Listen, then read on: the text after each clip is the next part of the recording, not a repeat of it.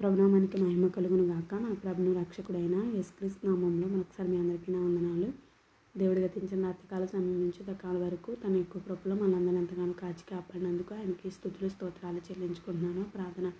ప్రేమ నమ్మకం కలిగిన మా పరలోకపు తండ్రి, ఘనమైన నామానికి స్తుతి స్తోత్రాలు చెల్లించుకుంటున్నాం. నమ్మదగిన దేవానికి వందనాలు. గడిచిన దినమంతా మీ యొక్క కృపను మమ్మల్ని భద్రపరిచి అయ్యో తండ్రి, ఈ జూన్ 28వ తారీఖున మీరు మమ్మల్ని ప్రవేశపెట్టి ఉన్నారు. అందుని బట్టి మీకు వందనాలు. విధికాల సమయంలో మీ యొక్క కృపా వాగ్దానం ద్వారా మాతో మాట్లాడమని పరిశుద్ధ నామంలో అడిగి వేడుకుంటున్నాం తండ్రి. ఆమేన్.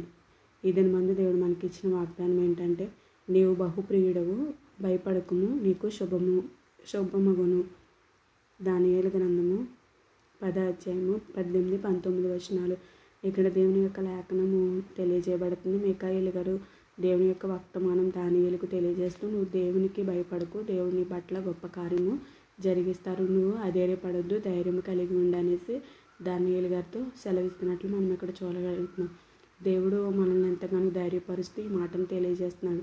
దేవునికి మనం ప్రేమగా ఉంటే మనము పొందుకునే కార్యాలు ఏంటంటే, దేవుని యొక్క తోడు మనకి ఉంటుంది. దేవుని యొక్క ఆయన మనల్ని ఎంతగానో బలపరుస్తూ ఉంటారు. అలాగే దేవుని యొక్క రక్షణ మనకు అనుగ్రహిస్తారు. అలాగే దేవుని యొక్క ఆత్మీయ జీవితంలో మనము బలపరచబడతాం. ఇక్కడ దేవునికి మనము బహుప్రియులుగా జీవించాలనేసి దేవుని యొక్క లేఖనం సెలవిస్తుంది. దానియేలు గారు దేవునికి ఎంతగానో బహుప్రియుడిగా ఆయన జీవించారంట. కాబట్టి దేవుడు నీకు శుభమగును అంటే నీకు క్షేమం కలుగుతుంది, నువ్వు అధైర్యపడొద్దు అనేసి దేవుడు ఎంతగానో తెలియజేస్తున్నారు. కాబట్టి ఇద్దరి మందు దేవుడు నీతో నాతో మనందరితో మాట్లాడుతున్నారు.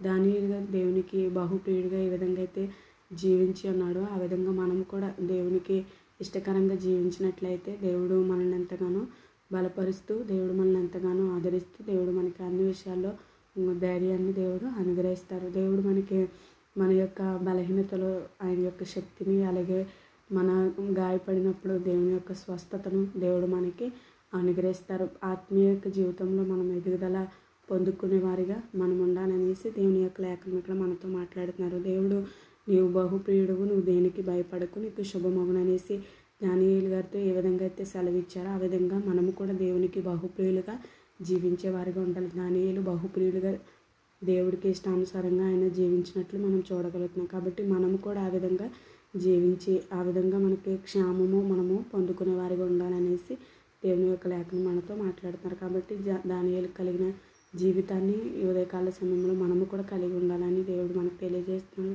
కాబట్టి ఈ మాటను బట్టి ప్రతి ఒక్కరు ప్రార్థన చేయాలని కోరుకుంటే పరిశుద్ధ వాక్యాన్ని దేవుడు దీవించి ఆస్వాదించి మనందరినీ బలపరచును గాక. ఆమేన్. మహాగండు మహోన్నతుడు మా పరలోకపు తండ్రి, ఘనమైన ఉన్నతమైన మహిమగల నామానికి స్తుతి స్తోత్రాలు చెల్లించుకుంటున్నాం. ప్రభు ఉదయకాల సమయంలో మీరు ఇచ్చిన వాగ్దానం బట్టి మీకు వందనాలు.